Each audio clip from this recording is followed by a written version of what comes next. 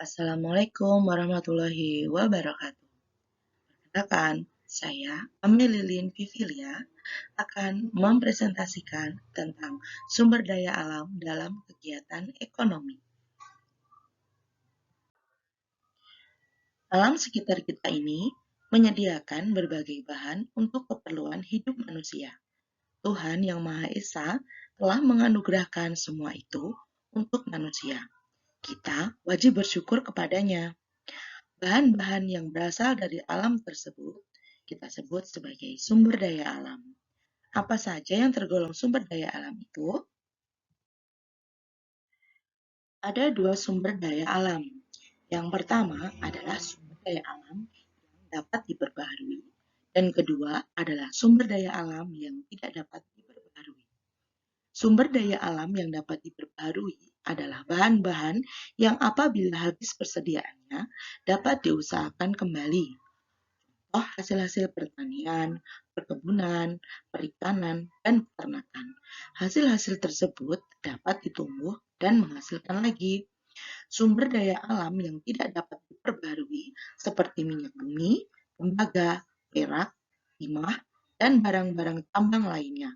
Apabila persediaan barang tambang ini habis, maka manusia tidak bisa mengadakan atau mengusahakannya kembali. Jenis-jenis sumber daya alam dan kegiatan ekonomi yang dihasilkan. Yang pertama, dari sumber daya alam yang dapat diperbaharui. Di Indonesia, terdapat berbagai jenis sumber daya alam. Sumber daya alam itu tersebar dari Sabang sampai Merauke. Hampir setiap daerah mempunyai sumber daya alam. Jenis-jenis sumber daya alam itu antara lain pertanian. Dalam kehidupan sehari-hari, kita sering memanfaatkan hasil-hasil pertanian seperti beras, sayur, dan buah-buahan.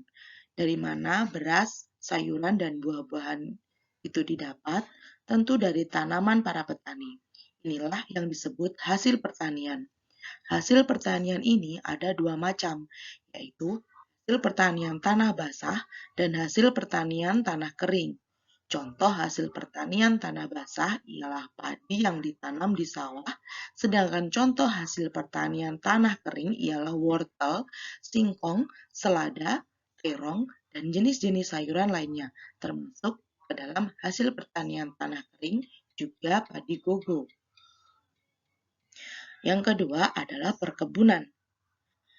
Coklat, kopi, karet, teh, kelapa sawit, tebu, cengkeh, kelapa, kayu adalah beberapa contoh hasil perkebunan. Tanaman-tanaman tersebut diusahakan di tanah yang luas untuk perdagangan. Tanaman-tanaman tersebut masuk ke dalam sumber daya alam yang dapat diperbarui sebab apabila persediaannya habis dapat diusahakan kembali dengan cara menanaminya. Lalu yang selanjutnya adalah perikanan. Dalam kehidupan sehari-hari, manusia memakan ikan untuk lauk pauk.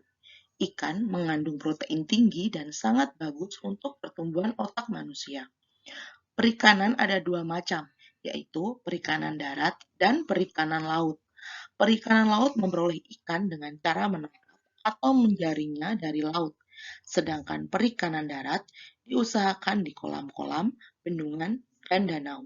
Agar sumber daya ikan ini tetap terpelihara, maka manusia hendaknya menjaganya dengan baik. Tidak menangkap ikan yang masih kecil, tidak menangkap ikan dengan bahan peledak atau bahan kimia. Yang selanjutnya adalah peternakan.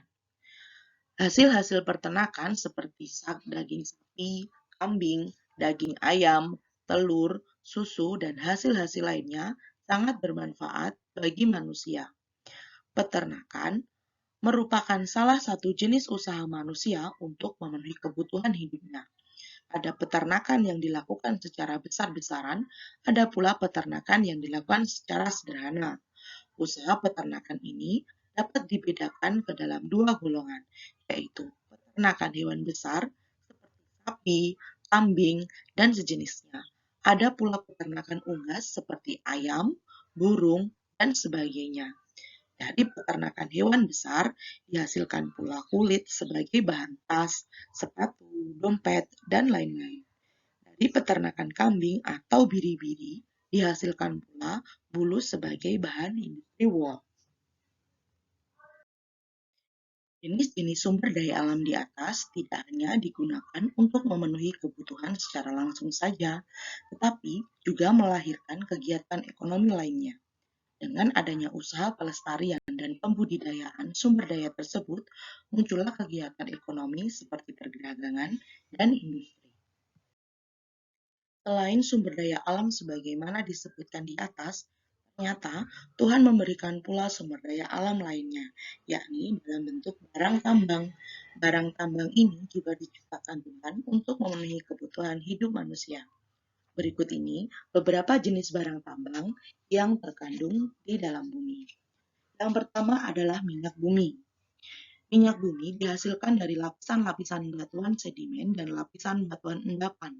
Minyak bumi didapat dengan cara mengebor tanah sampai ke lapisan yang ada minyaknya dan disedot keluar untuk selanjutnya diolah. Minyak bumi bisa diolah menjadi bahan bakar seperti bensin dan minyak tanah. Di Indonesia, minyak bumi antara lain ditambang di daerah Pangkalan Brandan, Cepu, Wonokromo, Riau, Aceh, dan Kalimantan. Yang kedua adalah gas alam. Gas alam ditemukan bersama-sama dengan minyak bumi. Gas alam dapat digunakan sebagai pembangkit tenaga listrik, bahan bakar, dan bahan baku industri kimia. Di Indonesia, produksi gas alam terdapat di Arun, Aceh, dan Badak, Kalimantan Timur. Yang ketiga adalah batu bara. Batu bara berasal dari tumbuhan yang terkubur sejak ribuan tahun lalu dan terbakar oleh panas bumi. Batu bara digunakan sebagai bahan bakar di Indonesia. Batu bara ditambang di daerah Umbilin dan Bukit Asam di Sumatera, Sawah Lunto, dan Mahakam. Yang keempat adalah emas dan perak. Emas dan perak digunakan untuk perhiasan, dihasilkan antara lain dari Cikotok, Jawa Barat. Yang kelima adalah tembaga. Tembaga dimanfaatkan terutama untuk kawat atau kabel listrik dan telepon, pembuat perabot rumah tangga, dan lain-lain. Di Indonesia, tembaga antara lain terdapat di daerah Tembagapura, Papua, Balikpapan, dan Banten. Yang terakhir adalah bauksit. Bauksit merupakan bahan dasar aluminium. Salah satu daerah penghasil bauksit adalah Pulau Bintan. Berikut ini adalah persebaran sumber daya alam di Indonesia. Menurut penelitian para ahli, Indonesia kaya dengan sumber daya alam, baik sumber daya alam yang dapat diperbarui maupun sumber daya alam yang tidak dapat diperbarui. Kekayaan alam bangsa kita itu ada yang sudah dimanfaatkan, ada pula yang belum.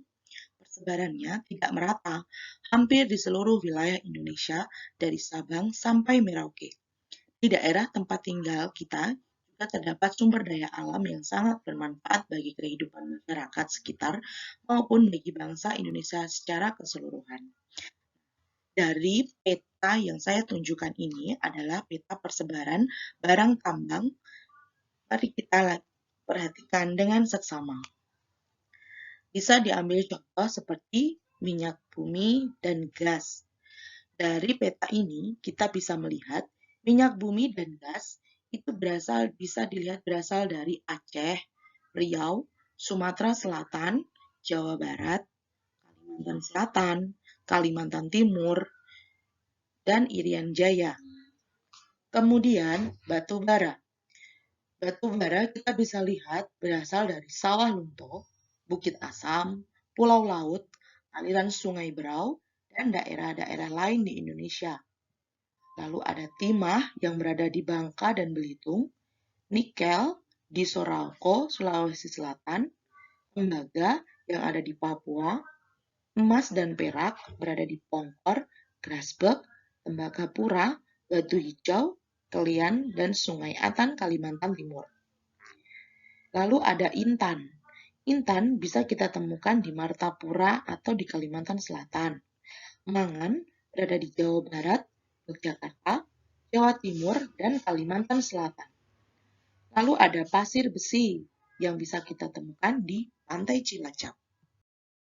Yang selanjutnya adalah persebaran hasil bumi di Indonesia. Dari peta di atas, terlihat kalau Indonesia kaya akan hasil bumi. Hasil bumi adalah barang-barang yang dihasilkan dari hasil bercocok tanam. Ada yang ditanam di area perkebunan, ada yang ditanam di area pertanian. Nah, di Indonesia, daerah-daerah yang terdapat hasil bumi tampak seperti berikut ini. Yang pertama adalah kelapa sawit. Daerah persebarannya ada di Sumatera, Sulawesi, dan Jawa. Lalu yang kedua adalah karet. Karet berada di Jawa Barat, Jawa Timur, Aceh, Sumatera Utara, Lampung, Sumatera Selatan, Riau, Kalimantan Barat, Kalimantan Selatan, dan Kalimantan Timur. Yang ketiga adalah teh. Daerah persebarannya meliputi Jawa Barat, Jawa Tengah, Jawa Timur, Bengkulu, Sumatera Utara, dan Sumatera Barat. Selanjutnya ada coklat. Daerah persebarannya meliputi Jawa, Sulawesi, dan Nusa Tenggara. Lalu kopi. Kopi berada di Jawa Barat, Jawa Timur, Bengkulu, Aceh, Riau, Sumatera Selatan, Sumatera Barat, dan Sumatera Utara. Lalu ada tebu. Daerah persebarannya meliputi Cirebon, Jawa Tengah, Jawa Timur, dan Lombok. Lalu ada tembakau. Biasanya terdapat di Deli, Sumatera Utara, Malang, Kediri, Besuki, Jawa Timur, Bengkulu, dan Yogyakarta. Selanjutnya adalah hubungan sumber daya alam dengan kegiatan ekonomi masyarakat. Sumber daya alam yang disediakan Tuhan untuk manusia melahirkan berbagai kegiatan ekonomi bagi masyarakat. Di daerah kita tentu didapati banyak kegiatan ekonomi yang memanfaatkan sumber daya alam, baik sumber daya alam hasil bumi maupun barang tambang. Di bawah ini akan disajikan beberapa kegiatan ekonomi yang memanfaatkan sumber daya alam. Yang pertama adalah pertanian. Di daerah-daerah tertentu ada kegiatan ekonomi berupa pertanian, baik pertanian di sawah atau pertanian di ladang. Kegiatan pertanian menghasilkan hasil tani seperti padi, sayur, dan buah-buahan. Sumber daya yang diperlukan dalam usaha ini adalah lahan atau tanah, air, iklim, jenis tanaman, dan tenaga manusia. Maka dari hasil pertanian ini dibangunlah seperti ada pabrik coklat, pabrik gula, pabrik kerupuk, dan sebagainya. Yang kedua adalah perkebunan. Perkebunan adalah kegiatan ekonomi yang mengolah tanah luas untuk tanaman-tanaman produktif seperti kopi, cengkeh, lada, teh, kelapa, dan sebagainya. Di daerah-daerah Indonesia banyak didapati usaha perkebunan ini. Nah, dari perkebunan ini dibangunlah pabrik teh, pabrik kopi, pabrik minyak, dan lainnya. Dan selanjutnya adalah perikanan. Di daerah-daerah pantai atau di tambak-tambak ikan dan di kolam-kolam ikan, ada kegiatan ekonomi yang dinamakan perikanan.